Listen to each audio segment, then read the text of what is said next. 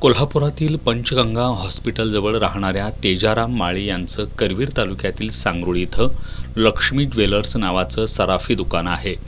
21 मार्चला तेजाराम माळी हे रात्री 9:30 वाजण्याच्या सुमारास सांगरुळमधील दुकान बंद करून कोल्हापूरला परत येत असताना सांगरुळमधील स्मशानभूमीनजीक 2 मोपेडवरून आलेल्या चौघांनी त्यांना अडवून त्यांच्याकडील दागिने लुटले होते। या प्रकरणी माळी यांच्या फिर्यादीवरून करवीर पोलिसात अज्ञाताविरोधात गुन्हा दाखल करण्यात आला होता। या गुन्ह्याचा समांतर तपास करताना शुक्रवार पेठ परिसरात राहणाऱ्या प्रवीण माळी यानं अन्य 5 जणांच्या मदतीनं हा गुन्हा केल्याची माहिती मिळाली। या प्रकरणी स्थानिक गुन्हे शाखेच्या पोलिसांनी आज प्रवीण माळी आणि खुशबू परमार या दोघांना अटक केली आहे। पोलिसांनी या दोघांकडून सोन्या चांदीचे दागिने आणि गुन्ह्यात वापरलेल्या 2 मोपेड असा सुमारे 11,18,250 रुपयांचा मुद्देमाल जप्त केलाय।